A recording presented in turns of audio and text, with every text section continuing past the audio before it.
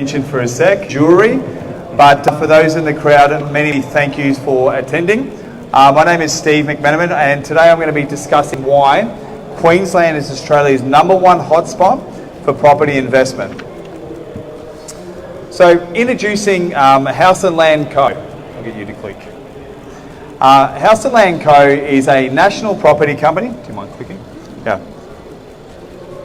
A little clicker doesn't work. One moment, guys. Anyway, I'll continue on. So, House and Land Co. We're a national company. We've helped over the last 20 years 1,100 families purchase over $1 billion in property. We provide full turnkey solutions, and I want you to think of us like a builder broker. What we do is we specialise in positive geared real estate rather than negative geared properties. We focus on a property investment checklist and making sure that we've identified the 10 key factors which you need to purchase a brand new property. And of course today we're going to actually focus on why invest in Queensland. Okay, I'll get you to click. Fantastic, thanks for that, Steve. My name's Dan Hillier. I'm the National Sales and Marketing Manager for Homecorp. We're based up in Queensland as well. Homecorp is a developer builder which commenced in 2004, owned CEO by Ron Bakir. We are 51% also owned by Massar Homes, parent company to Toyota as well. We are a developer builder construction company, and we look at the recent numbers. For the HIA numbers, 15th largest builder in the country and second largest builder in Queensland. Okay, so the property investment checklist. Basically, when identifying a brand new property, and we want to thank Open Life for having us here today, but there's 10 key infrastructure and checklists that you need to tick off. Most importantly, most people are always looking at location, so ideally within 30 to 35 kilometres of the CBD. You need to look at infrastructure projects such as rail, bus, the community projects that are coming in there as well, shopping centres. Of course, some people like the Dan Murphy's not too far away. But we need to really look at economic drivers. So you don't want to have one driver just driving the industry. For example, agriculture. You want to have agriculture, mining, maybe some FIFO if it's a mining town, but we need to be looking at the stability of the community. And really what grows that is population growth and size. So we're typically investing and suggesting our clients buy in population areas with over 100,000 people in the area. They need to be looking at new job creation, what's coming to the area. For example, we've got projects in the other regions that have over $1 billion coming into the area. And most importantly, it's all about market cycle and timing. We know that time invested is the best investment that you can make. So with that said, what we look at is in Queensland is the golden triangle. So think of this as your magic, your crystal ball where you really want to buy. If you think about Brisbane, if you've been to Brisbane before, we really want to be working between Brisbane and Gold Coast. And the reason for that is if you're working in the city and you want to find that you need to be 30 kilometres away, you get the best of lifestyle and rental yield as well. What we're also finding is 75,000 people, both from Melbourne and Sydney, moved up to Queensland last year. I think we know why, apart from the beautiful warm weather, but really it's affordability. A lot of people are selling up in Melbourne for 1 to 1.5 million and buying in Queensland for 5 to 700,000, therefore creating themselves a lifestyle. If you're an investor, the reason you want to be up in Queensland is 5% yield or greater. Ideally, we're suggesting clients purchase at 5%, which basically means more money coming in than money going out. Going inland, there's places such as Ipswich and Toowoomba. These areas should not be underestimated. Think of these like a Geelong, a Ballarat or Werribee, and the reason for that is they are inland, but they have access to army bases and RAF and all that as well. And what that does is provides really strong growth. Over to you. Thanks, Steve. Much like you completing your due diligence, we're doing the checklist as well as a land developer and builder, following the fundamentals of population growth, investment spending by the government, employment, transport and education. Looking towards the triangle that you mentioned before, you can see us pretty widespread in those locations as well. We are heavily invested as the land developer and the construction company as well. we're roughly around 50-50 from owner-occupiers to investors, which is always good to see. And I guess within Queensland as well, we're now investing more than about 60-70% of our sales coming out of that region. We're also into Adelaide, which has been great for us, and down in New South Wales as well. But for right now, we're concentrating and focused on the southeast Queensland market. Perfect. Go in here. This is why Queensland, you can do that. So Queensland for us, and you know, we touched on it before, Steve, why Queensland? Queensland typically, well, if I look at southeast Queensland, has always been a yield-driven, I guess, ecosystem up there. 5% yield, as you mentioned before, you know, which is fantastic for your positive cash flow properties. We've also, you know, I guess, had that strong, steady growth, which has always been between that 3 to 5% year in, year out, yield-friendly. Over the last 12 months, we've now seen over 30% growth. So I think that was a long time coming, and you know, a welcomed advantage for all the buyers that have been in there. And I think as we head through to the 2032 Olympics, we'll see that growth continue through infrastructure and investment spending by the government. Population is probably one of the most important ones for us, playing with supply and demand here. And if you can look at the numbers, you know, our change has almost doubled what New South Wales and Victoria has seen. And I think, you know, moving on to the next slide, you'll be able to see that interstate migration. I think it's a direct correlation that you can see from Victoria and New South Wales leaving here and coming up to sunny Queensland. And I think that's, you know, really was evident during COVID as well. And as we moved into COVID, we saw, I guess, the effects in the rental market. And I remember back looking at that 2020 time, and when COVID was hitting us, the first people to get out of the market, evidently got to say, were the investors. They were the first ones that got the shaky boots and jumped out, those poor investors, because they made the wrong decision.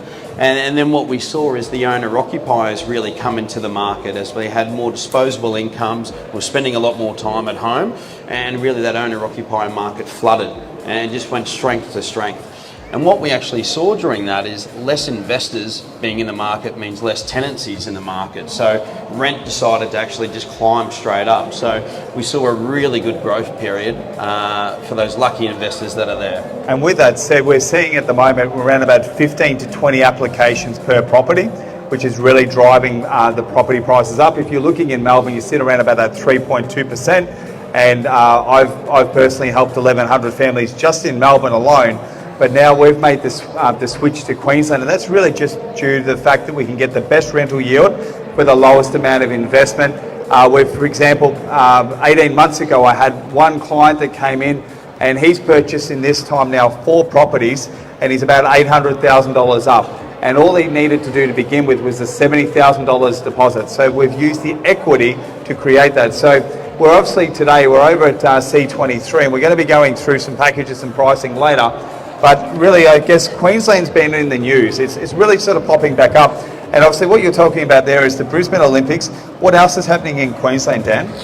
Well, I guess it's picking those fundamental locations that we're seeing, you know, the population growth, we're seeing the infrastructure spending, we're seeing a lot of government spending at the moment, and we're seeing that in a wide variety of different industries, which has been fantastic to have it diversified.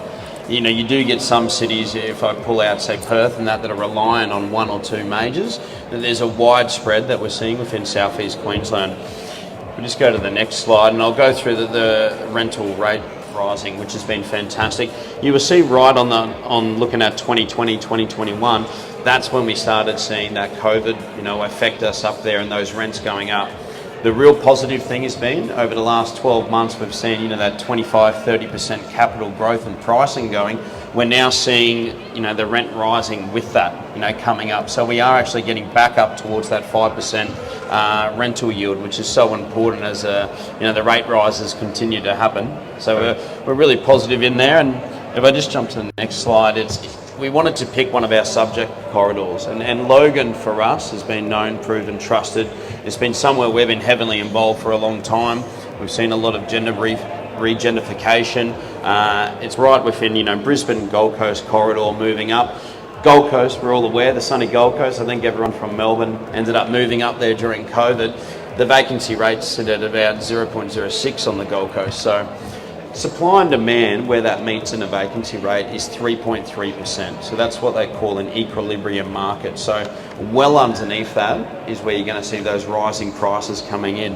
And for us, Logan, hits all the numbers. It's somewhere we've got, a lot of big land developments. We find the owner occupiers, the first home buyers, and I think mostly affordability has been the big one. We're seeing packages from... I also think the biggest thing that's standing out in Logan, for anybody that's purchasing land in Melbourne at the moment, we're seeing blocks as small as 200 square metres and 300 square metres. In Logan, still doing the 448s, the 500, the 512s. So you're seeing, and the trick is here, is the money's not actually created from property. It's actually the land that is the key, okay? So, we're partnering up with the builder, but it's about the location. It's the square metres. The bigger the square metres, the bigger the return, the bigger the long term. Obviously, if we're building a brand new home, we want to be looking at the 4 bedrooms, 2 living areas, and obviously maximising that. But it's really the land that we want to be looking at long term. Probably the most exciting thing about Logan really is just that the proximity to the beach, proximity to Brisbane, proximity to, also back down the Gold Coast. But what it does is it gives people the ability to have lifestyle without the sacrifice of spending all that money in the inner city. We'll go to the next one here.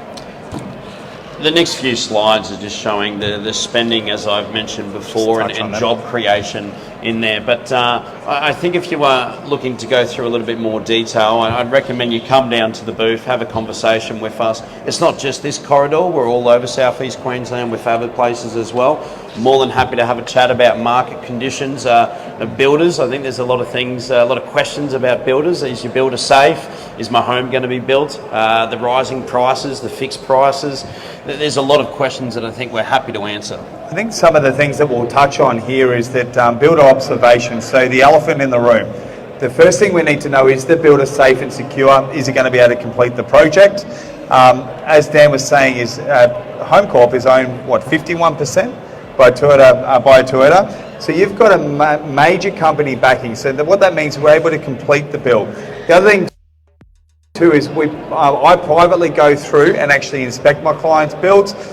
We've got such things as 600 porcelain tiles, which are standard inclusion. Normally there are a lot of upgrades. Where a lot of people get caught is in the upgrades and the colour gallery. And now as an investor, efficiency is key. So what you need to be able to do is get a contract issued, if you can, within 48 hours to 72 hours. If you're dealing with a volume builder, sometimes, as you know, you're waiting 2 to 3 months for the contract. The issue with that is why you don't have a contract, you don't have a fixed price, you've got tender issues. The quicker you can get a fixed price contract in front of you, the quicker you can get the site, the quicker you can recirculate the money. Is there anything else you want to add on about the builders and what's happening at the moment, Dan? I think it's just a positive thing to see other builders here, and I think I'm walking around today seeing the builders that are here, the first thing I'm asking, how are they? It's certainly been a tough time over the last 12 months in the construction industry, and we're certainly looking forward to seeing out the other side. We're excited about the future, we're excited about the market, we're excited to lay slabs and build homes. And how many houses do you guys have on site at the moment? Roughly just last year, just finishing the last 12 months, just over 1,200 homes that we put down. We're looking to improve that, and we've got a target of 1,440 over the next 12 months. I guess just by a show of hands, who in the audience has actually built a new home before? Perfect. Who enjoyed it?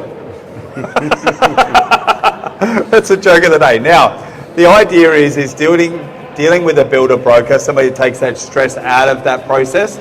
Myself, having done 1,100 properties, what it means is we get on site, we don't just sell, but we educate. Once again, have a national business, but we're really focused on this Southeast Queensland corridor. And of course, if you're trying to get into the market, Homecorp also has house and land packages just under that $500,000 mark in South Australia as well. I guess what we'll just finish off on is we're going to be doing deals over the weekend. We're very close on a couple, but really all we want to do is just get in front of you, talk to you about Southeast Queensland. We've got a heap of brochures and information that we're there to give you. Also have a new show called the New Property Show. If you're in the market and you'd like to be featured on the show, even interviewed as a client, please just come and check us out. That's filming in St Kilda every fortnight now. Dan, I just want to thank you for your time. Well, just one more thing to wrap up your summary with 2023, and I'll finalise as well. Bigger and better and drier. I think that's appropriate after coming down from sunny Queensland to Melbourne this weekend and seeing the Yarra flow at that height. So I think that's about security for us. Perfect, guys. So we have a heap of brochures down at C23. Come over and say hi to us. We want to thank you for your time. Enjoy the House and Land Expo. Congratulations to Open Lot on an amazing job. And I look forward to seeing your friendly faces shortly. Thank you. Thanks, Steve. Thanks, everyone.